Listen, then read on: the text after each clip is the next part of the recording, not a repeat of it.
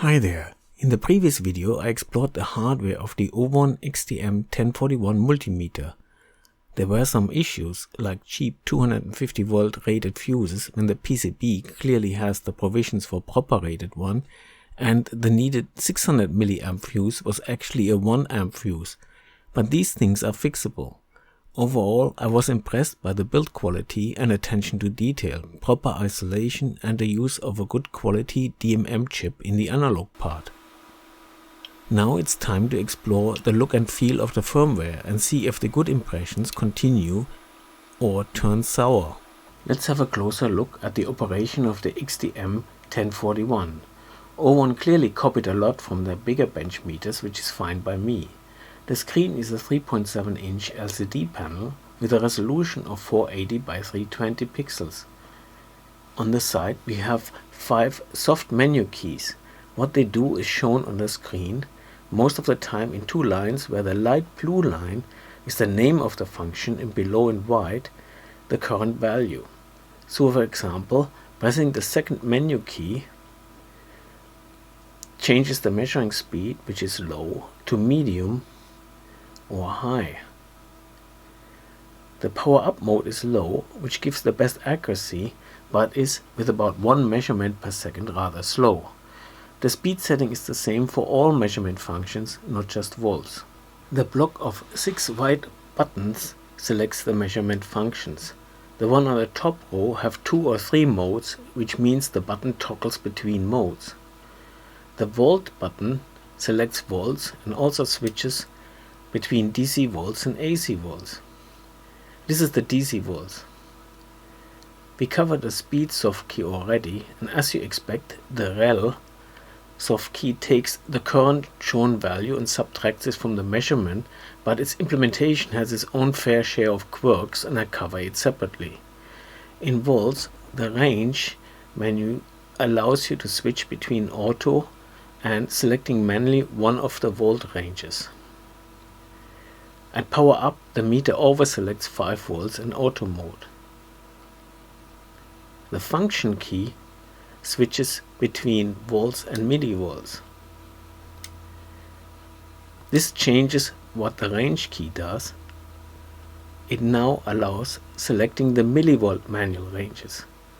Note there is no way of using range to go from millivolts to volts or from volts back to millivolts. You have to use the function key first. This is a rather silly restriction and totally unnecessary.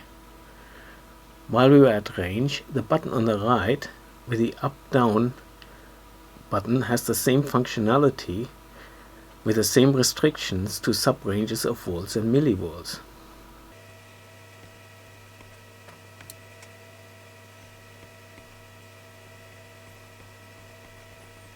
This is a silly restriction and not even consistently implemented.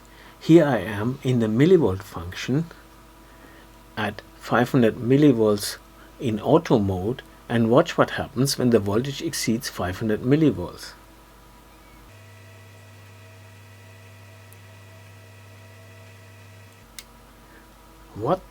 It automatically changes function to volts and switches to the 5 volt range, the first of the volts ranges. That's great, but sadly it doesn't do it in reverse.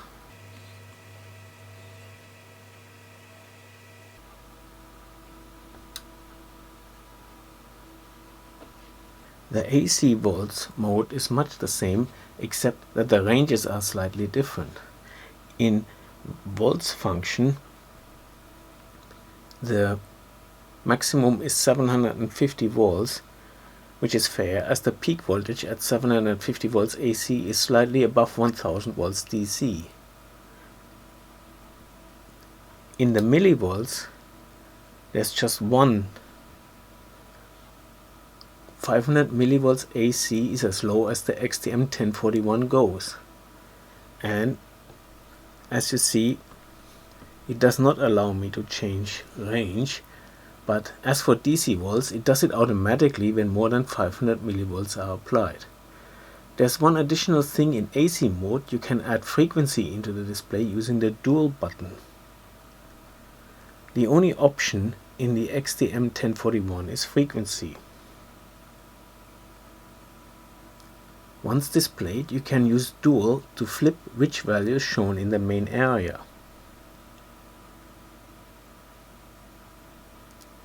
And exit using the exit soft key, or simply switch to another measurement function.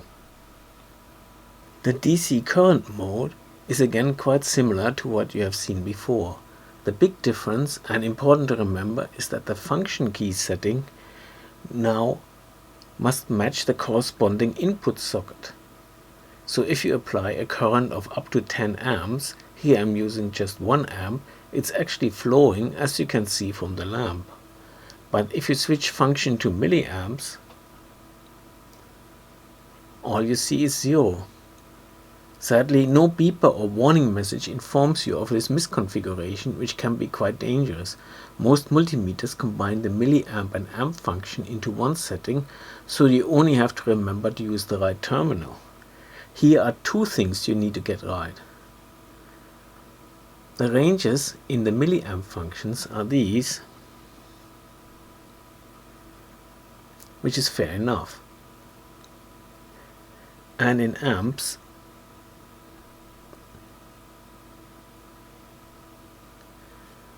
it's just 2, 5 and 10 amps. The AC current mode is exactly the same in every aspect, including ranges, except that you can add frequency as a second display, as I have shown for AC volts, so I skip this here. The thing I want to point out that the lamp is still on, and even with function in A mode we read 0. To be fair, this is the case for just about all multimeters, even if they can show DC plus AC, just something you need to be aware of anyway. Ohms mode, called resistance or res, is relatively simple, just the usual range, speed and rel soft keys, no function.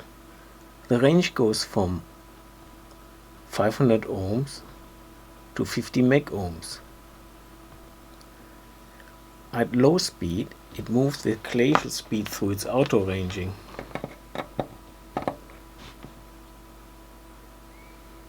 "10 ohms, okay, 1K,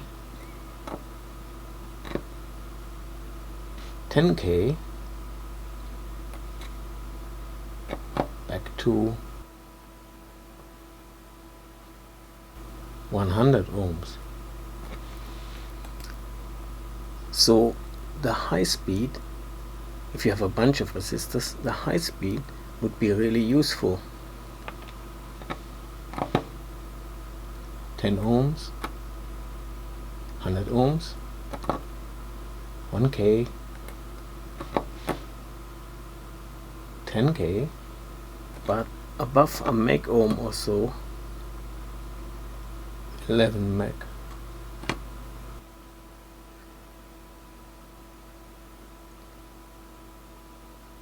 The high speed starts to confuse the auto ranging, and so I'm afraid medium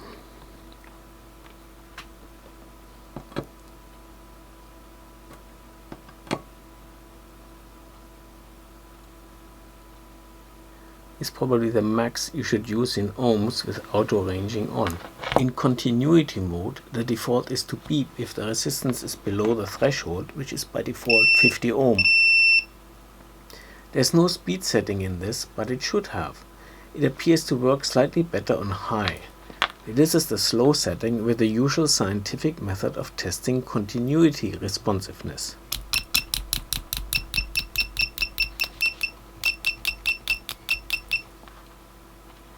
Certainly not the best. Let's try it on high by going into resistance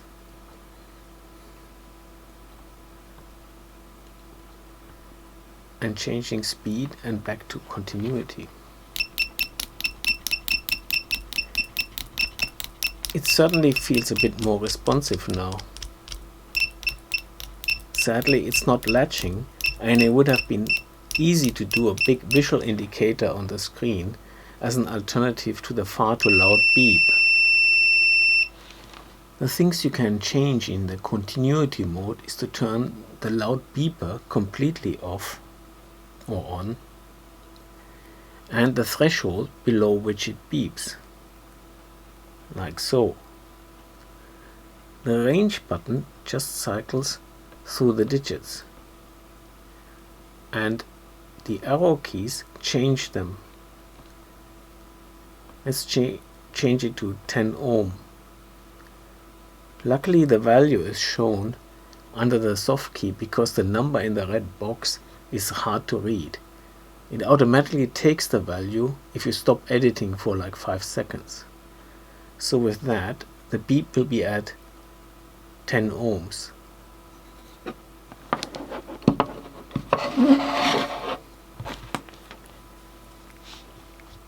So it will beep at 1 ohm and sort of reluctantly at 10 ohm, but no longer at 11.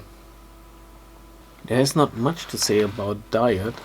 The test voltage is about 3.26 volts, which is no surprise since it's about the DMM's chip's operating voltage.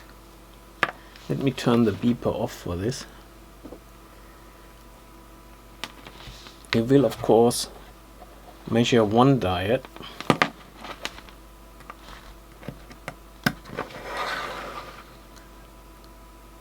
and two in series, no problem, or a red LED,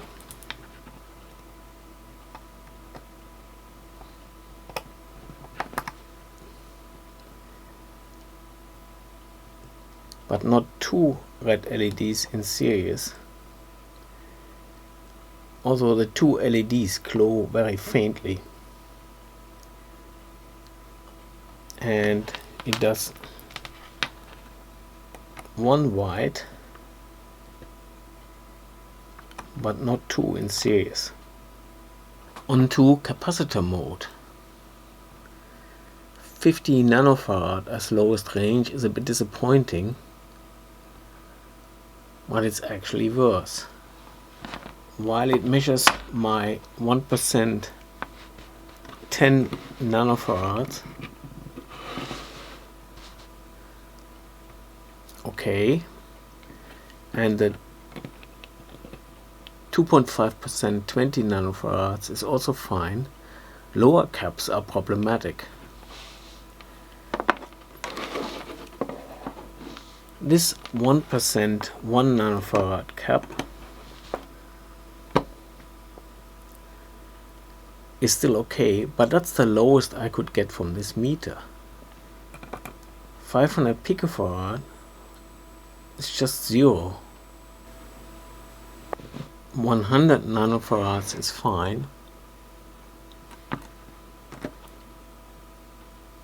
200 nanofarads is fine. 1 microfarad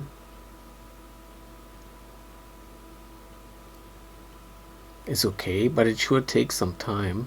This is already on the high speed if you wonder, but I believe the cap mode is kind of independent. I have not discovered any difference at low or high speed.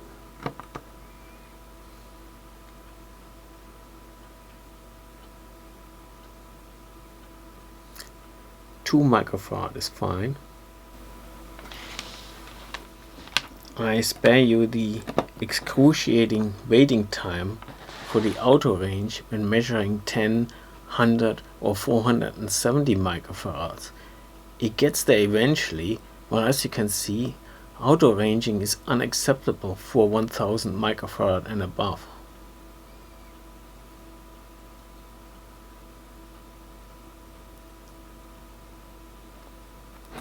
Let's try manual mode.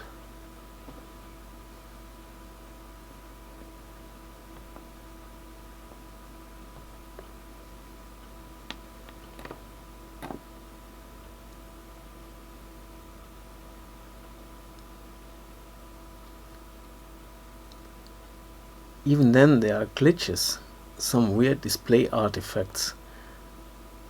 Sometimes the display would show blocks or Chinese characters. This is 2000 microfarad.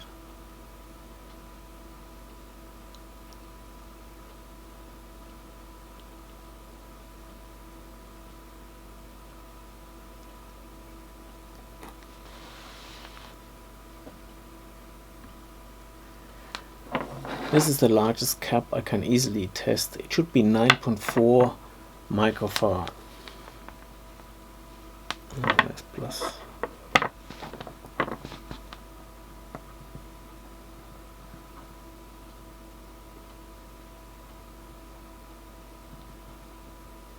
Okay.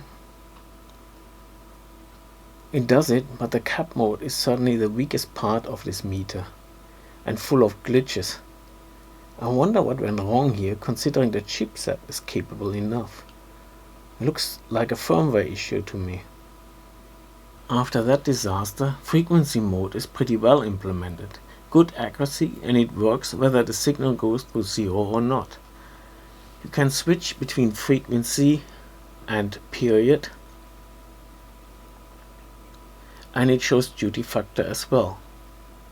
It's supposed to go to 60 MHz. I have not tested that yet, but 10 MHz is certainly okay. The last measurement mode is temperature. The first soft key lets you toggle between two types of probes.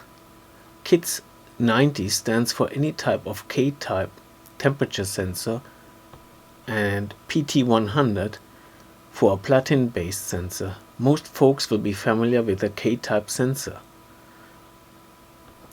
Although no sensor came with the unit, any K-type will do. This is the sensor that came with my BM235, if I remember correctly. It reads high because I just touched it before.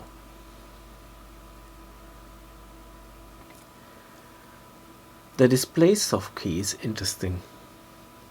By default it is set to all, which shows the derived temperature measurement in the main area and the actually measured value at the bottom. Using the display soft key, you can select to see only the resulting temperature or the measured value.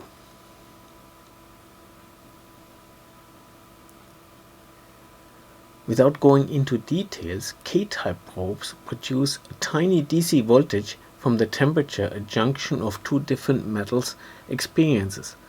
But since the plug contacts and the PCB tracks inside are also different metal and at different temperatures, the value shown is not the actual value produced by the tip of the probe, but what's left after all those different metal-to-metal junctions at different temperatures. The fact that you can actually display that is very neat. Of course, you can select units of measure between Celsius, Fahrenheit, and for the purists, Kelvin. Just for fun, I explored the maximum temperature that the meter can display. Approaching the minimum value is tricky because it simply shows overload when you try to go below 0 degrees Kelvin, so around 5 degrees Kelvin is close enough for this test to see the equivalent conversions into Celsius and Fahrenheit. Instead of a voltage, a PT 100 probe produces an exactly defined resistance change. It is called PT 100 because the sensor is made from platinum and the resistance at 0 degrees Celsius is exactly 100 ohms, as you can see with this 100 ohm resistor plugged in instead.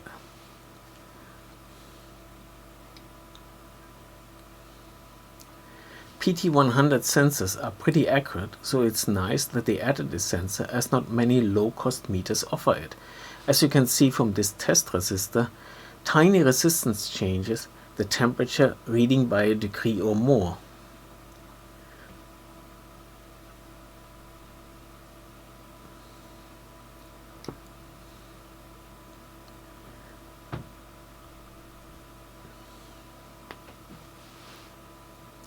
This makes it imperative to compensate for the resistance of the wires to the sensor.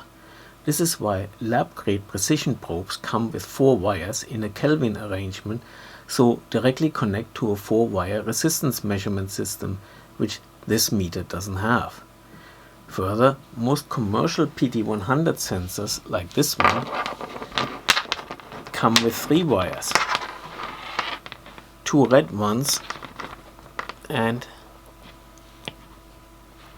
one black one. The two red ones are simply connected to each other at the sensor side. Let's go to the ohms mode for a moment. To be as accurate as possible, we want to compensate for the wire resistance caused by the current having to travel over the red wires down to the sensor and back through the black wire. Since all three wires in the cable have the same length and therefore the same resistance, we can simply measure the two red ones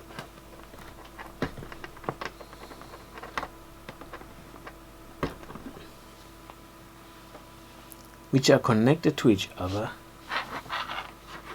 at the sensor end. It's a very tiny resistance, but we can get rid of it using rel.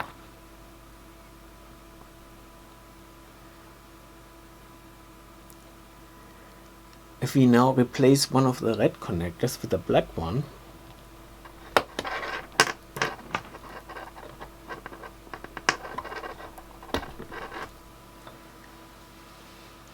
we measure the resistance of the sensor without the added resistance of the cable. Keep remembering this value for a moment. Going back to temperature, and as you see,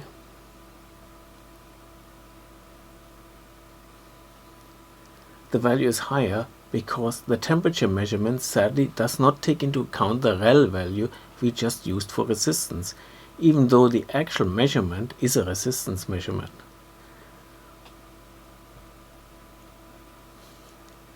Temp has of course its own rel, which is about the temperature value. So having a PT100 mode is nice, but not thought through. Let's look at the math button. It basically offers two things, max min and dB dBm. I plan to cover the XDM1041's implementation of the SCPI's remote control language in the second part of the video, but for now just take it that these are options of the calc command and that dB and dBm are actually separate functions. And the fourth one, called null, is actually the rel function. Further, you must understand that any one time only one function can be active. So if you select max min and then you notice that having it in dB would be nice,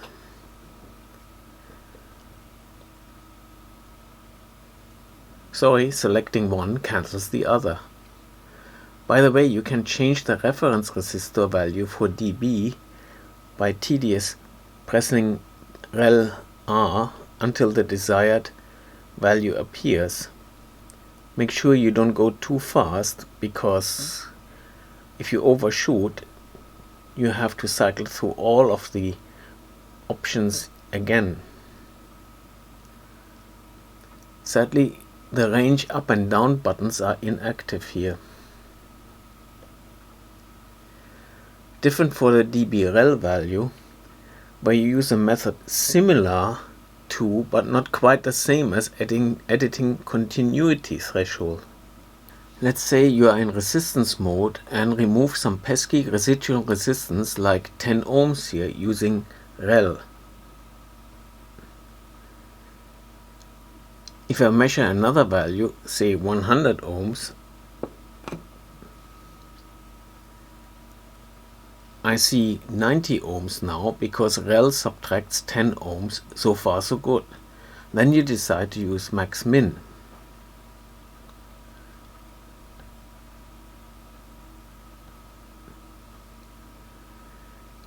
And drat, your rel value has vanished and we are back to 100 ohms.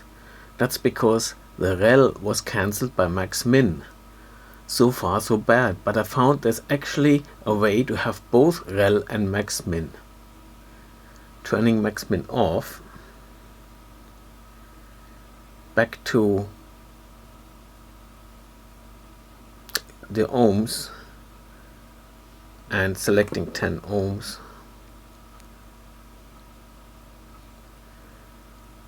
Turning rel on,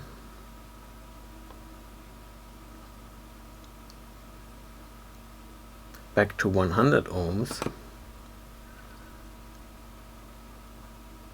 Yes, it's working. Now to go to any other mode like temp, select math, max min, and go back to res. And there you have it, max min with rel still active. This seems only to work for rel. I did not manage to get a max min display with decibel values. Some more things about how weird rel is implemented. Say we have our 10 ohm resistance and rel it, and then measure 100 ohms and see 90. If you now press rel off on quickly, you get 10 ohms, not 0 as you would expect. It appears that rel uses the display value, not the measured value, because it shows 90 as a result of measured 10 minus 100 minus 10 from rel, and because the meter is slow, you can easily turn rel off and back on with the 90 still displayed. Then rel takes 90 as the new offset and subtracts it from the next measurement of 100 and you get 10. Let's cancel rel and we see 100. Let's say I use rel in DC mode with this 9-volt battery. Press rel and the value is zeroed as expected. Take the leads away and overload. That's because the auto range only looks at the new incoming value and so went back to 5 volts. This means any value less than 5.5 volts is now not measurable unless you go manual range and use 50 volts instead.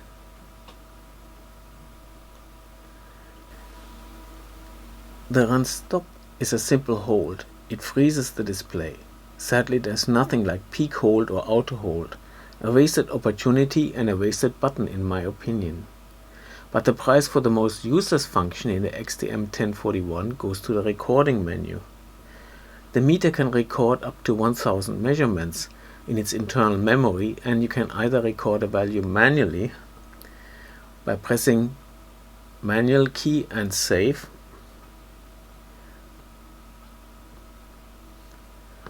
or set up an interval and a max number of samples and the meter will record automatically.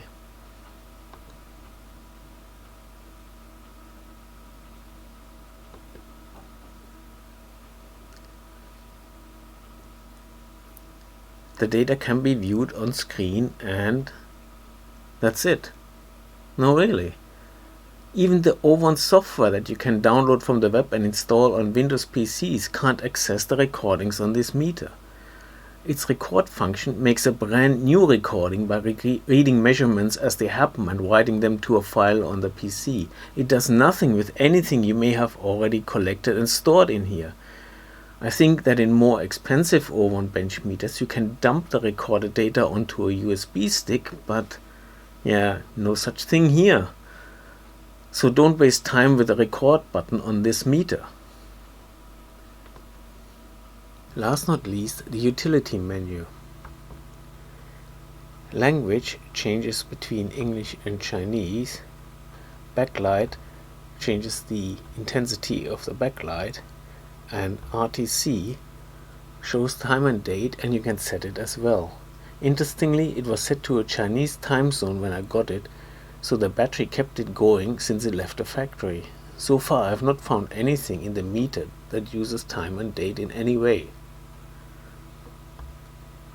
The default button resets everything to default values. In the XDM1041 this function is way more important than you may think, because thanks to the battery the meter remembers every setting even when mains was disconnected. For example, in DC volts, if rel was on, after a power down and restart,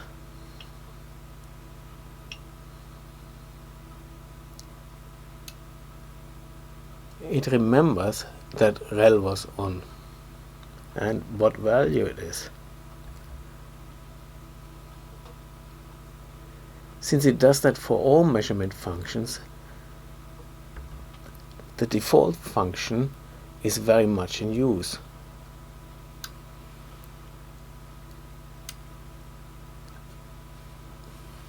I only wish it could be selected to run automatically. Many times I got weird measurements because I'm so used that on power on of a multimeter all values are reset. The next screen shows the comms parameters for the serial interface. That's it. No firmware update or anything like it. There's a vague possibility that a special mode allows downloading firmware over the serial port, but I would rate the chances for this as close to 0. The XDM1041 firmware sure has a lot of issues and annoyances. It is slow, and not because of the actual measurement hardware, which is capable enough. If I were to guess, it suffers from bloat, being ported from bigger OWON multimeters without being sufficiently optimized for this one. Add to this that the screen updates seem to be inefficient with a lot of expensive redraws of the whole image rather than just what's changed. That costs time and make the user interface slow. That said, is it usable for day-to-day work? Certainly yes, once you know its quirks, like when not to rely on auto range like in capacitance mode or with high speed in ohms mode. To be fair, even then it's obvious that auto range is in trouble and you get no results, which is 100% better than getting wrong results. Overall, I would give this half a lemon.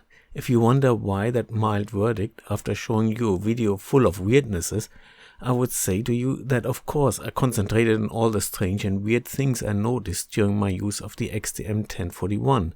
I never showed you the many resistances, voltages, current or even capacitance measurements where everything went right, because who wants to see that boring stuff? In the next video, I'll have a closer look at the XDM1041 accuracy and remote control interface, and so far it looks quite promising. So don't forget to subscribe if you not have already, and maybe consider becoming a Patreon, link in the description. As Patreon you get early access to videos, a blog and other exclusive content. Thanks for watching.